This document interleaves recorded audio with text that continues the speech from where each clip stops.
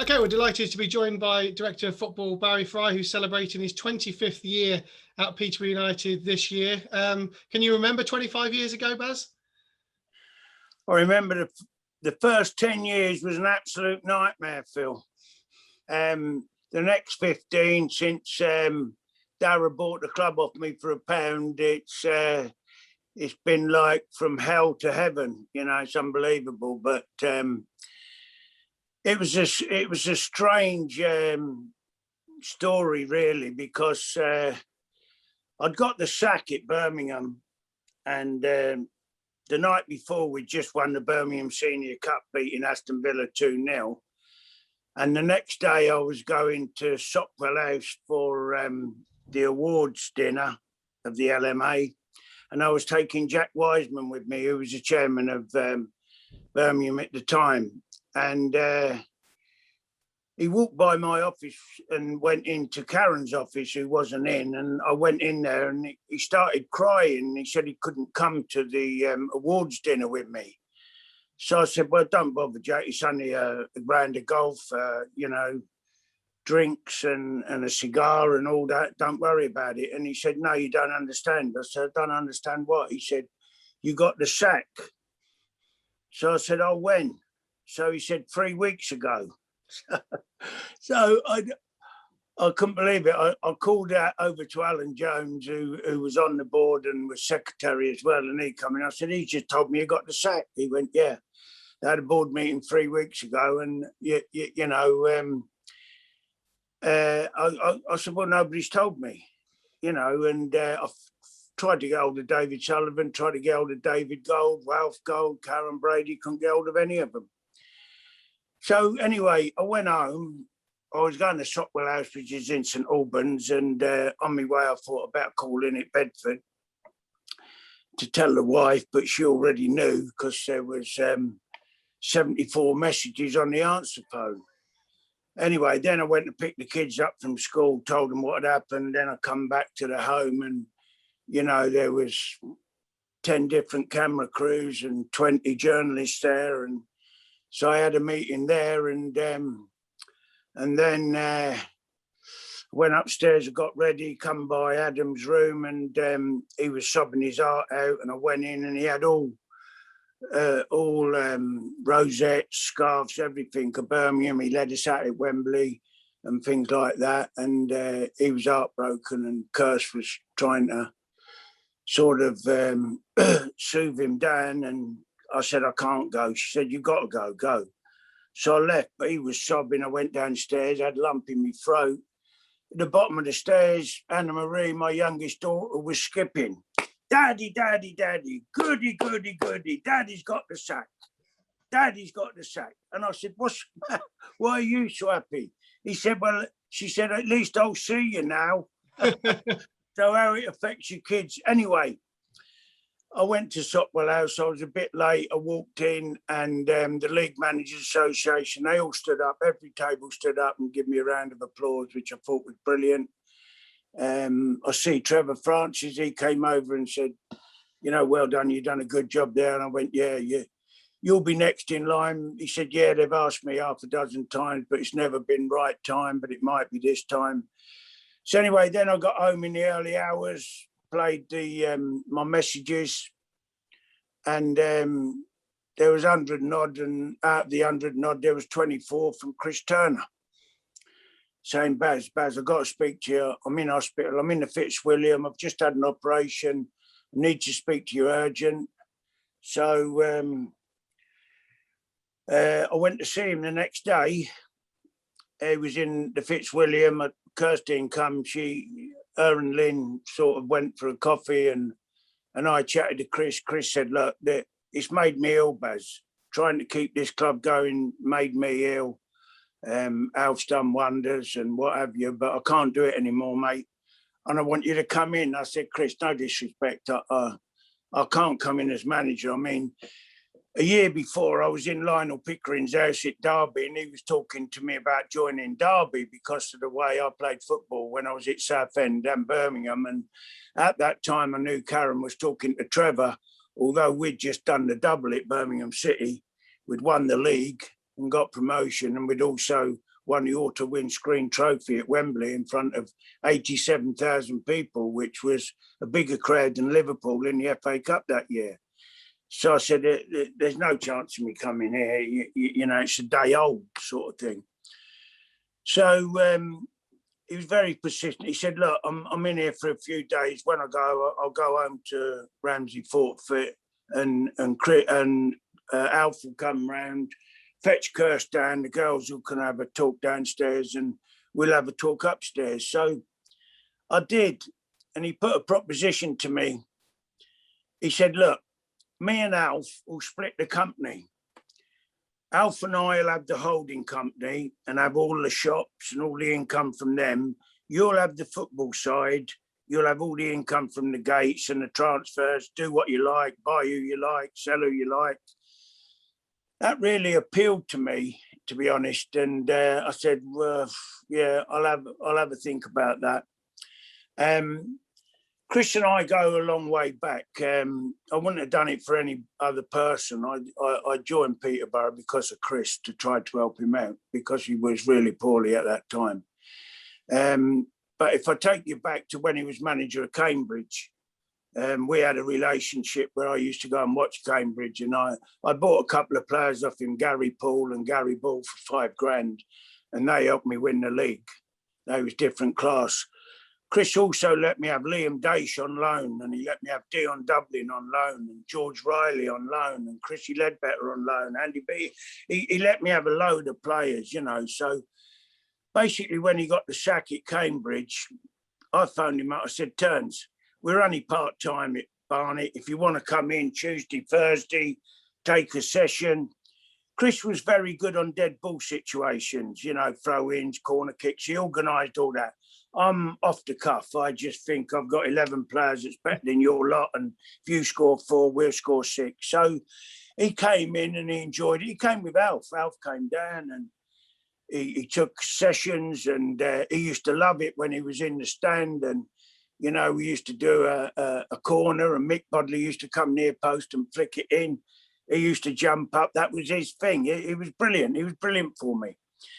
And he enjoyed it. Him and Alf used to come to the games. They used to sit in the director's box with Stan, Mad Stan. They used to enjoy the entertainment he gave them. And it was good. And then I got a phone call one day from John Devaney and said, oh, could he approach Chris to become manager of Peterborough? I said, yeah, of course you can. Not under contract with me. And I told Chris, and he talked to John. And at that time, Chris loved going to racing, loved going to the dogs, loved playing cricket, and all things like that. And he was in his element, really. He loved playing golf. You know, he could just please himself because we was only training Tuesday and Thursday night, so it didn't really interfere with nothing that he'd done during the day. So he hummed and hard anyway. I said, Chris, wonderful opportunity. You know, you're a brilliant player there. You've got to go there, mate. Anyway, I eventually went there. And obviously, when he went there, he phoned me up and said, you know, I'm desperate for a centre forward and a left back. So I said, well, in non-league, the best centre forward's Kenny Charler at Maidstone, and the best left back's Gary Cooper. Anyway, he went and done a deal with John Still and bought them in. After a month, he phoned me up and he says, you're wrong about Kenny Charler. He ain't scored for me. He's having a nightmare. So I said, oh, where are you playing him? He said, wide. I said, Chris, you asked me for a centre forward. Play him down the middle. His pace will kill people. Anyway, he played him centre forward and he done brilliant. So then when they beat Chesterfield to get in the playoff final, he phoned me straight after the game. He said, Baz, we're going from here. We're going to have a celebration at the George at Stamford. I was at Barnet at the time. We was just winning the league as well. He said, you and Kirst come down, meet you at Stamford. You know, John Devaney said, thanks for what you've done for us. Come and have a meal with us. So obviously went and had a meal with them. At that time, I'd got all my cup final tickets from Barnet. I had 1 million telegrams, best wishes because we won the league. And I parked my car outside the George. And when I come out at 1:30, somebody nicked it. with all my cup final tickets in it and with all my telegrams. So I don't know to this day who sent me best wishes for it anyway. Anyway, Lil Fucillo was there, so he gave me a lift home to Bedford, and 4 weeks later we eventually... So Chris and I had a long thing, and then he phoned me up. He said he was struggling for money. Did I fancy any of his players? Obviously, while he was at Peterborough, I've seen a lot of games, because if I didn't have a fixture, I used to go and see him. The board looked after me great. It was a great club, and he was doing great. I said, yeah, I fancy Ian Bennett. So I finished up paying 300 grand for Ian Bennett, that was my first signing for Birmingham, to be honest. He lasted 12 years and got a testimonial at Birmingham, helped him get in the Premier League and everything. So it was money well spent. Later on, he was struggling for money as well, and I bought Gary Breen off him for centre half for 150 grand. We eventually sold him Coventry for 2.5 million. So that was another good deal. And then he was struggling for money again, and I bought Kenny and Gary Cooper as well. So, you know, we had a big thing. We helped each other out, but you know, the players that he had done good for him, and the players I had off him done great for me. So it's one of them, really. There's mutual respect between us football-wise. But this was so that's why I went to see Chris. That's why I went to his home and talked about it. That's why after a couple of weeks, I decided I'd have a go. What really intrigued me was, look, I made £12.5 million for Birmingham transfers, ins and outs. You know, I'd made a fortune for Barnet when I was at Barnet. I'd made money. So I felt if I was in charge of that, I didn't need to ask the board, can I have £1 million to buy this player? Can I have £500,000 to buy this player? It was my money. It was my club. I could do what I want. Boy, did I find out that weren't the case. So I went in there. I mean, I never done due diligence. I kept the same board. I thought it was a well-run club and everything. I loved the people there. Chrissy had been ill for a long time. He took his eye off the ball, didn't know what was happening behind the scenes, blah, blah, blah. Anyway, I went in with a blaze of glory, new owner of Peterborough United. I was going to score 100 goals. I was going to get promotion. You know, I'd signed Marcus Stewart and I'd signed Martin O'Connor for Birmingham City. And Trevor rang me up and he said, you know, who are these players? And I said, well, Marcus Stewart's a great goal scorer at Bristol Rovers. He's out of contract. Martin O'Connor played at Walsall. He's a brilliant midfield player. No, they're not for me. So anyway, I tried to sign both of them at Peterborough. I couldn't do it. I signed Martin O'Connor. We had to go to a tribunal. It cost me 275 grand that I thought I had. And you know, within 3 or 4 months, Trevor Francis had come on the phone and wanted to buy him. And I was in trouble by them because there was some not right, because I'd had a big payoff at Birmingham and they give me the money and I give it to my wife. I said, here, put that in the bank. You've earned that, blah, blah, blah. But within a short period of time, Ian Russell, the CEO and the accountant at the time, said, you know, we're a bit cash short. Can you give us 5 grand, 10 grand, 30 grand, 40 grand, 70 grand? You know, you'll get it back. It's a director's loan and all this and all that. I never got paid for 6 months, my first 6 months here at Peterborough. It was an absolute nightmare and shambles. And I flew up from Luton to Glasgow. I was at a tribunal because I was getting Welshie back at tribunal.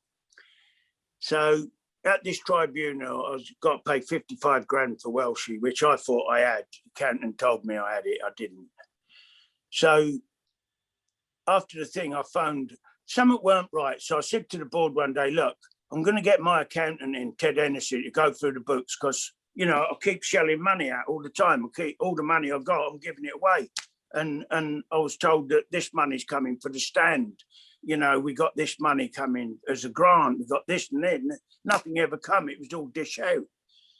So I'm going to get, so the board said, well, that's fine, but we want Stephen Smart to be alongside Ted. And I said, yeah, no problem. I mean, Phil, If I was a sensible man, I'd have done that before I even went into Peterborough, but I'm not a sensible man. I'm just a football nut. Anyway, they found out, oh, God almighty, they found out awful things, embezzlement. Couldn't tell you how much money, absolutely fortune. So obviously, while I was up there, I was told that, a member of staff had to leave because of the embezzlement, because of this. They'd done a deal. I don't know what the deal was. I was in Scotland at the time. But he left a sour taste in my mouth. And I spoke to David Gold, and he told me to get security cameras in and things like that, which I did. And I put all notices about you're being monitored, you're being CCT, and then I found out that other people was nicking money from the club, and I'd had to make people redundant because we didn't have any money, and it really peed me off. So I had to get rid of other staff, and even went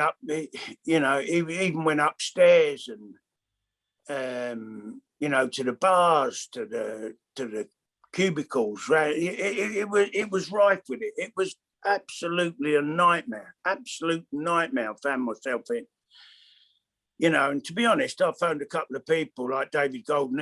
He said, walk out, because what had happened, because of tax implications, Alf and Chris could not put the club into a holding company and let me have the club. So that never happened, never ever happened, because of tax implications. So I was in there, everybody in the world thought I was owner. I was T-boy, and I had all this debt and all this, and all people nicking right, left and centre, and me getting accused of it, doing it, not other people. I mean, it drove me mad, mate. Not only that, I had a heart attack. I was in Papworth Hospital for 3 days in my early days at Peterborough. Nobody knows that. Caroline Hand was brilliant. She called the club doctor, got me into Papworth 3 nights. I walked out after that. I owned a football club. I had to get it going. I couldn't leave it. But it made me that ill. So then I realised what Chris had gone through and all that. Mm. But it just made me more determined. And I mean, then out of the blue, like I say, Trevor Francis wanted to buy Martin O'Connor. I got hold of Sullivan, and he gave me 525 grand. Bosh, won it. The bank had froze our account because we was all over the place. But with that 525 grand, we reopened. And of course, then, it was a nightmare, mate. It was. I put Amber in the shop because she was the only one I trust. She got dogs abuse from the fans and staff. Adam was a player there. He got dogs abuse. I mean, it was an absolute nightmare. And I could have walked out. I should have walked out. But the fact that I promised Chris that I'd try to turn it round, we go back way, way, way. I mean, he had a bad back once, and he phoned me up when he was at Peterborough. I'm supposed to play cricket for charity for the Bunburys. Baz, can you fill in? Yeah, of course I can. So I went and played for the Bunbury. That was 25, 26 years ago, you know what I mean? And I've played for the Bunburys ever since. And I've supported the Bunburys. It's earned 17 million in 30 years. It's wonderful charity. Up and down the country. And Chris started me off in that. And so Chris and I had a special relationship. I called him a few names for getting me involved, by the way. But Chris was great company. Anybody ever told you, as well as a player and a great manager. I mean, why he was a great manager? Because he didn't do what I do 7 days a week, 24 hours a day, football. He didn't do that. 3 days of golf, 3 days of racing, either horse or dogs, perhaps play cricket, perhaps have a football match once a week. That done him. Marvellous attitude, but there you go. So that's why I got involved with Peterborough.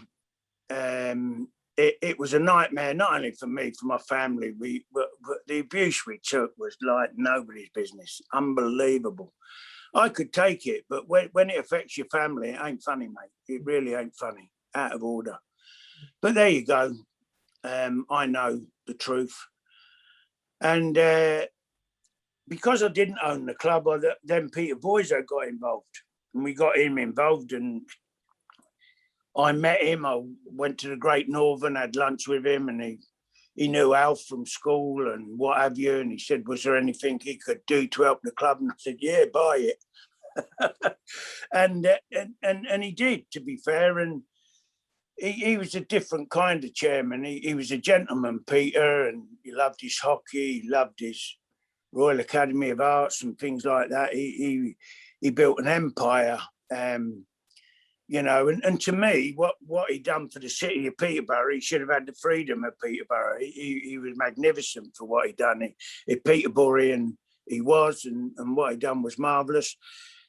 Not really a football man, but a gentleman, and you know, he lost 10 million in our club. You know, he kept telling me when he was alive, have you found my 10 million yet, Barry? I don't know where he's gone. I said, Pete, it's football club, mate. You never make money in football. But so the first 10 years, Phil, was awful. We even when we got promotion, which was a miracle, we played at Wembley on a worst night ever, raining, massive underdogs against Darlington. Clarkey got the winning goal. We won 1-0. Fans wouldn't give us any credit. The players never got the credit deserved for that. Still don't, never will. That's football. That's fans. They're quite entitled to their opinion. You know, there's people that went to that game that sat in the Royal box, wanted us to lose because they thought Boyzo would sack me if we lost. But Boyzo was he done due diligence, and he know the money I put in, and now I kept the club going, you know, so he was grateful for that. He tried to sack you though, didn't he? I remember. He did say, yeah, he sacked me once, and then that was like 3 days after we won at Wembley, you know, and I don't know, things happen, don't they? But he come on the phone crying and said, "What? They tell me I sacked you, Barry." I said, "Yeah, you did, Pete, in front of everybody." He went, "Oh, must have been a misunderstanding. Come to the Great Northern. We'll have a breakfast and talk it over."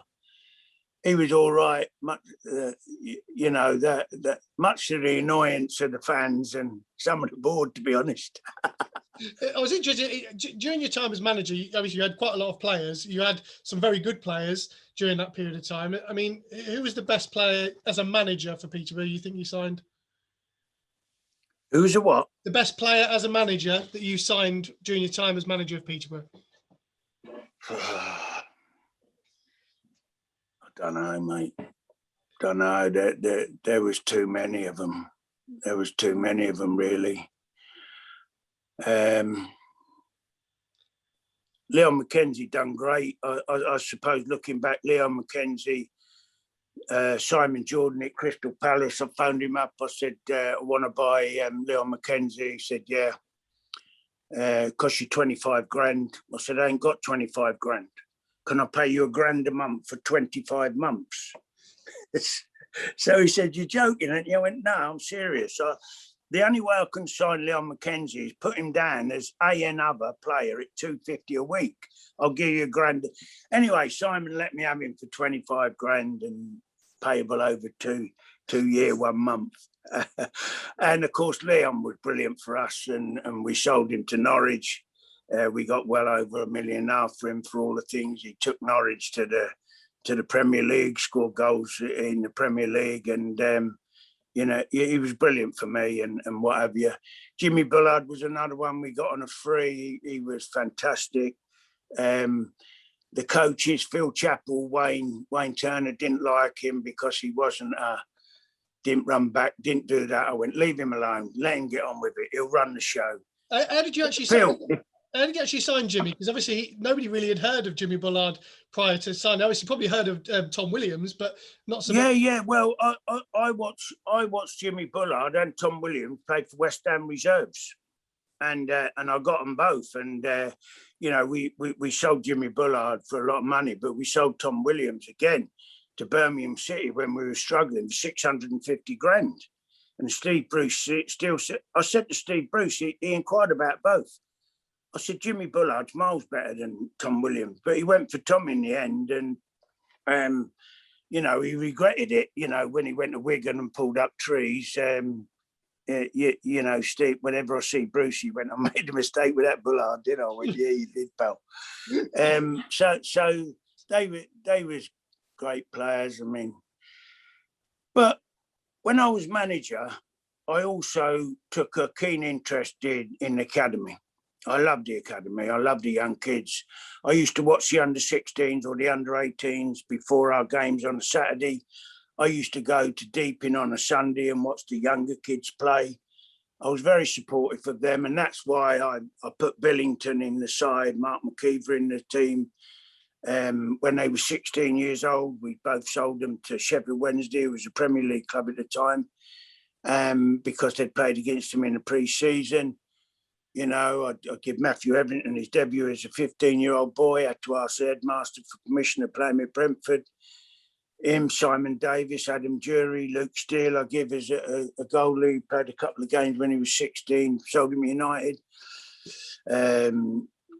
Sean St. Ledger as well. They all come out of the youth, and we got about 5 million in total for that lot. You know, it was absolutely brilliant, and it broke me heart when Kit Carson deregistered every player we had because we couldn't build a dome. I was absolutely livid at that. I could have, well, I can't tell you. And the first thing I did when I actually owned the club was reinstate the youth.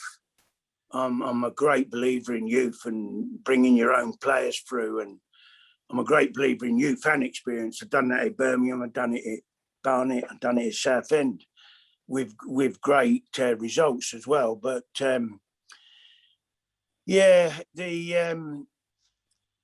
mean, with the academy, when we sorted out the academy, the first thing I done when I owned the club properly by myself was reinstate that. And that was hard work. And we went into a 5-year plan with the school. And the criteria of that 5-year plan was during that 5 year that the club had to build an Astro. So after the 5 years, I mean, I was with Darragh then. Darragh had taken over, and you know, he'd put 19 million into this football club at one time, Darragh McAntony, you know. So and at this time we didn't have 500 grand to build an AstroTurf pitch. So to get another lease with the school, Kirsty and I put our house up as security for a loan of 500. And funny enough, I only tell you that because the last payment took 5 years. The last payment is this month. Hey! So you know, my commitment's always been to the youth and what have you, and the players we've got out of the youth. You know, we've got £1 million for Leo De Silva Lopez and things like that. We're getting millions and millions for the young players that we're bringing through now.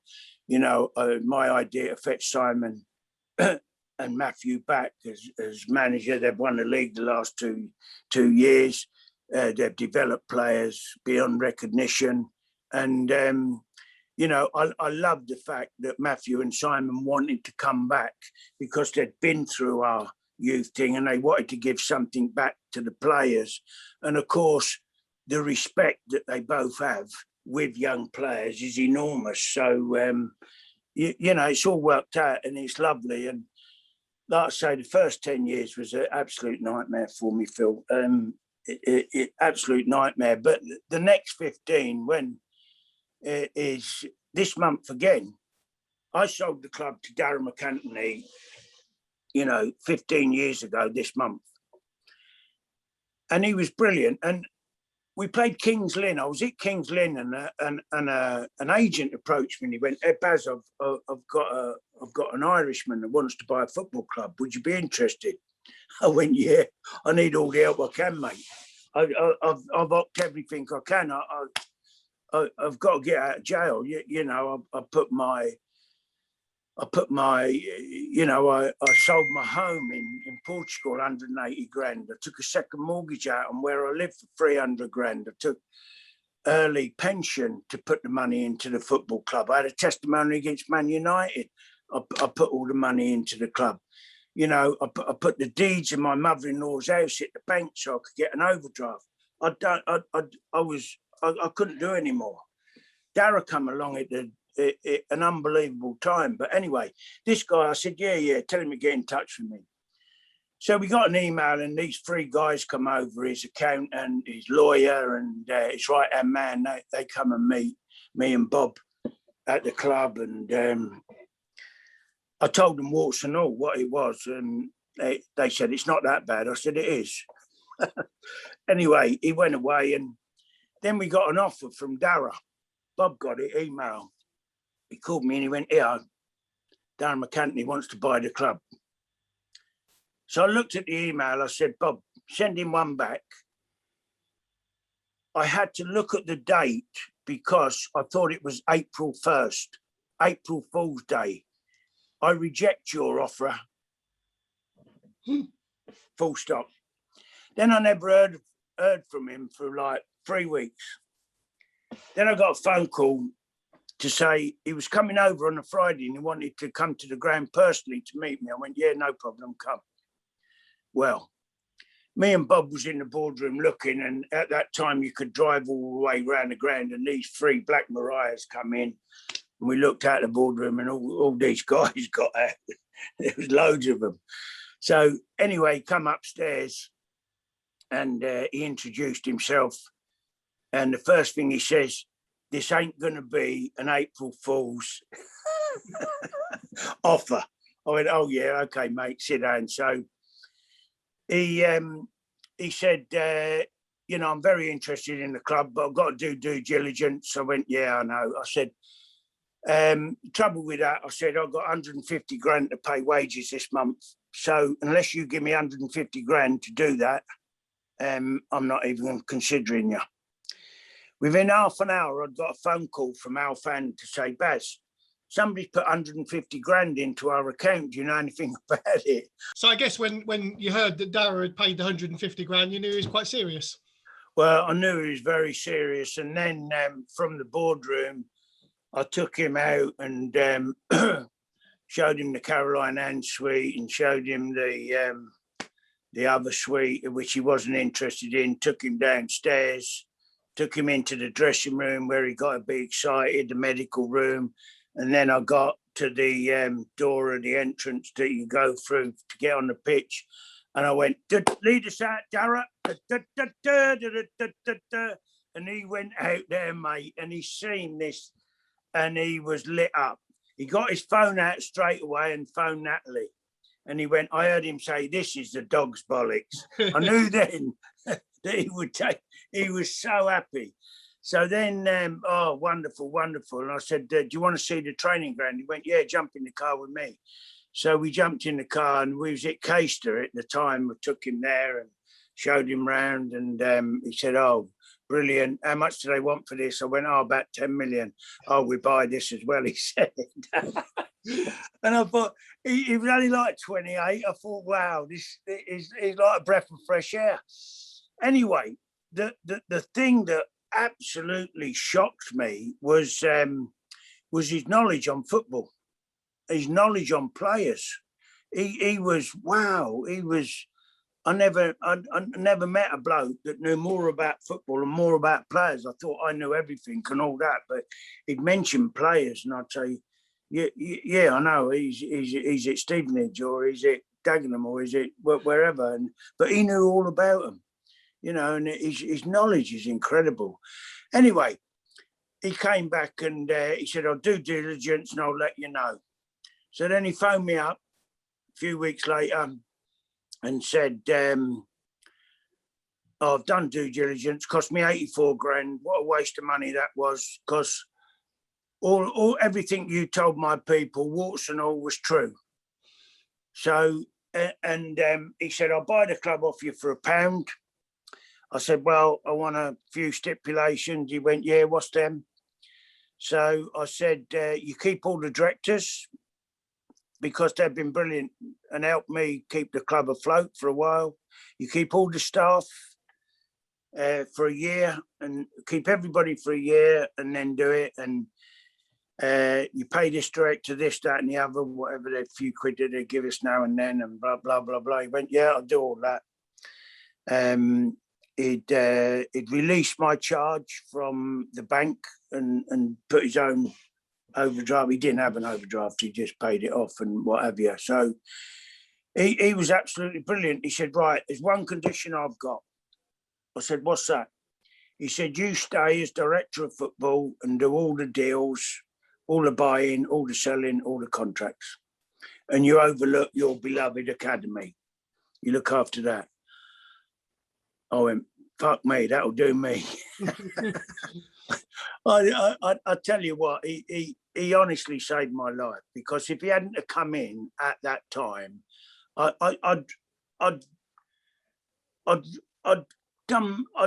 took the club as far as I could. For a couple of years, I held it up. How I done it, I don't know. I had great favours from great friends, from great clubs and things like that.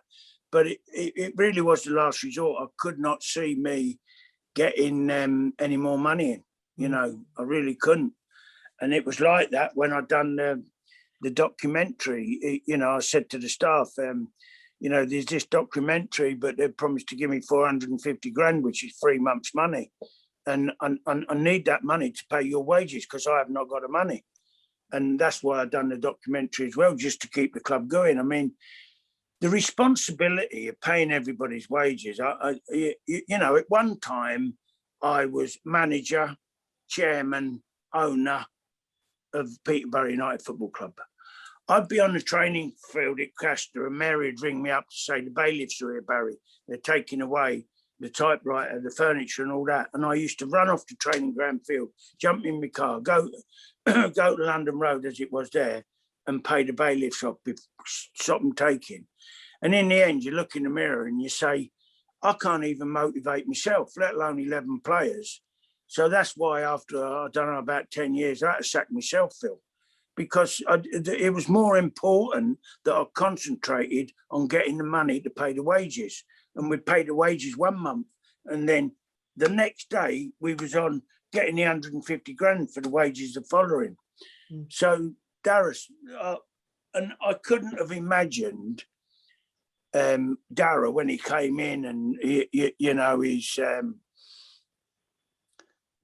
first 2 seasons, back-to-back promotions. You know, him and Darren thought they'd done wrong, right? It was easy, but you know, when they both said that, that's what they wanted. I fell off my chair. I laughed at them. But I said to Darren when we was looking for manager, I said, Darren Ferguson. I tried to sign him when I was at Birmingham from Graham Taylor at Wolves. I met him and all that. I couldn't get him. I tried to sign him when I was manager of Peterborough, wanted him as player coach, and eventually to take over for me. But he wouldn't do. I couldn't do it. And then after about 9-10 years, he'd been at Wrexham, and then they sacked their manager, and then they didn't even give him an interview. And Sir Alex rang me and said, you know, you've been after our Darren for a long time. Now's the time to get him. So I phoned Darren, and he said he would be interested. And I phoned Darren and said, you know, he'd be the best player manager in League Two. I mean, he's outstanding as a player. I had to pay 10 grand for Darren from Wrexham for a player, and he never played. I told the chairman he would be the best player, which he would have been in League Two. But when he got here, he just wanted to concentrate on managing. He never played for us, which was, well, perhaps as well because his record speaks for itself, back-to-back promotions and, you know, and then the heartbreak of going out the Championship with record number of points on the last day of the season, not recovering from that really, brought him back, got us more success, brought us back. I mean, the most important relationship of any club is the manager and the chairman, and they've got a unique relationship. You know, they don't agree with everything each other say. They have arguments, and there's a myth that Darren McAntony picks a side.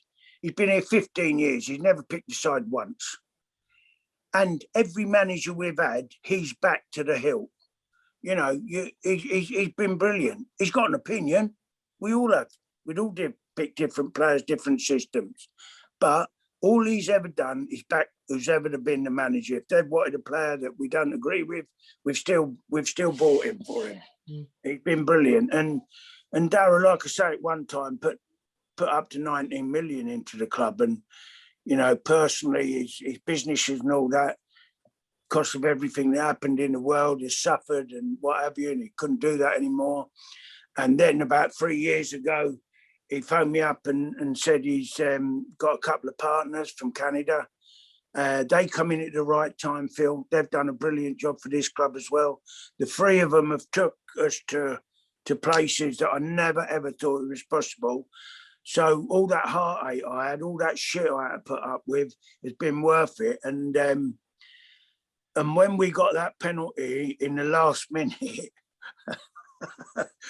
to get promotion, I honestly thought I'd died and gone to heaven, mate.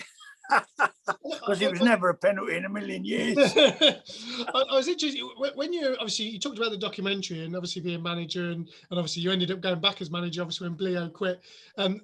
Everybody seems to have this opinion that was all sort of staged in the dressing room. No. What can you if that had been staged, instead of 4,500 we got, I'd have got 4.5 million. I mean, you couldn't stage that. It was an impossibility. I mean, it was an incredible time, wasn't it? I mean, I guess it kind of encapsulated everything with management, didn't it? You obviously been manager for so long, and then Bleo was in that role. He's trying to deal with so many different things going on at the time, and it was just so much going on for him. Yeah, that was true. I mean, where Bleo went wrong, he thought Ron was a threat. Ron wasn't a threat at all. He only wanted to help him, and Bleo thought the opposite. Ron didn't want the job. He was doing a TV thing, and he just got it all wrong, Steve, bless him. And he did come in after a couple of days later and begged me to take him back. And I said, well, how can I take you back? You're live on television, you've resigned, man. You know what I mean? I can't. It's an impossibility. But so sad for him, but that's the way it is. I mean, it just shows you, I mean, I would have done anything to keep the club going. I have done anything I can to keep the club going. At the time, I put my wife, I put my marriage, I put my kids, I put my home at jeopardy. My wife once said to me, she loved me so much, she'd live down live down a river in a tent with me. She don't know how close she came, Phil. I'm telling you, I was hanging on by a string. And when I look back, there's no way I should have put my family at that risk, but I did. For Peterborough United, and now it's all worthwhile because, Darragh, Jason, Randy, they've took it to a level that I could only dream of, and I'm so pleased that I went through hell and back, and now I'm in heaven because the club's going forward and forward, and we've got great plans. We've bought the ground back. We're buying a new ground and a new stadium, and I mean it's wonderful for the community of Peterborough United and Peterborough as a city. Did you, when you went into the director of football role, did you ever miss management?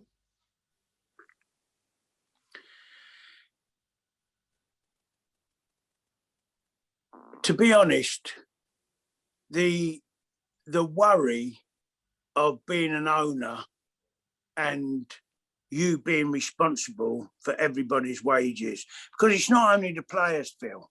Players will get another club and all that, but it's the staff. It's the staff in the offices. And as you know, we've got wonderful staff at Peterborough United. They've been there for years and years on peanuts and peanuts. And no disrespect, but they work morning, afternoon and night for the club.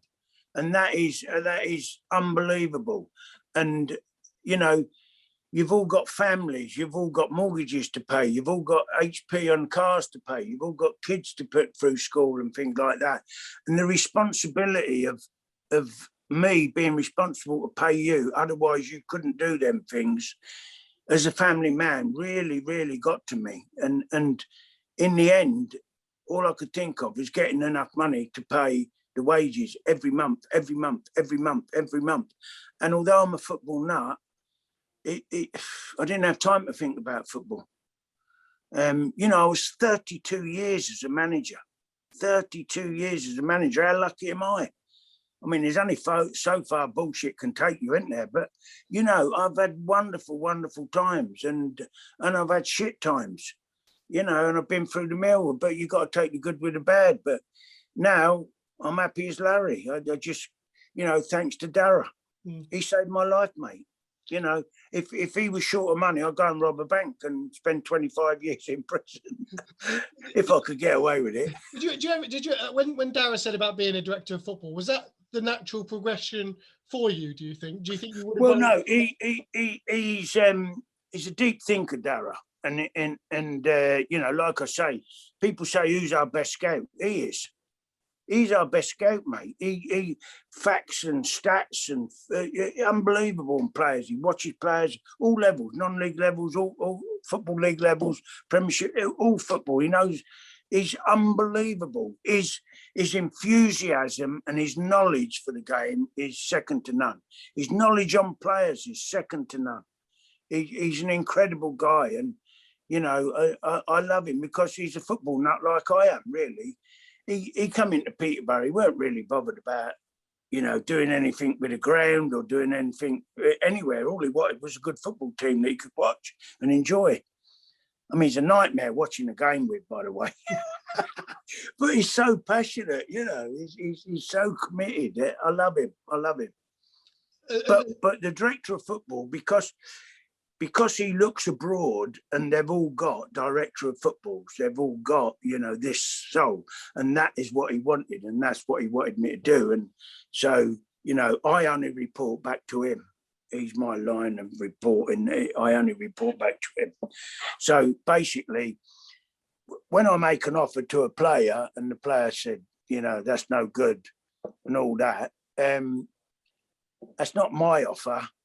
That's Dara's offer, but I'm the one that takes it. The agent said he's tight bastard, that Fry, and all this and all that, you know.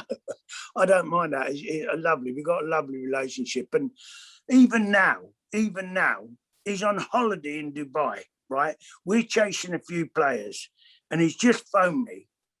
And what's he talking about?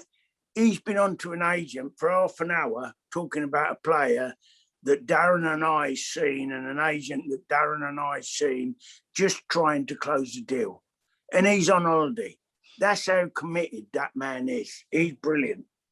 And just finally then, Baz, when you look back on 25 years at the football club, as you say, you've had highs, lows, horrible lows, wonderful highs. Does that 25 years in at Posh actually sum up football? Because you know, you always say you don't get too high when you're high or too low when you're low. You have to try and have an even keel. But you've packed so much into 25 years that I don't know whether that's true for you. Well, when I look back, I just don't know how I've survived one way or the other, but I have. I'm very determined. I mean, I've had 2 heart attacks. I've had 2 hip replacements. I'm a diabetic. I've had COVID for 3.5 weeks. I mean, I've been through the mill, but I'm still here, mate, and I'm glad I am because, you know, we've got everything as a Posh support. We've got everything to look forward to.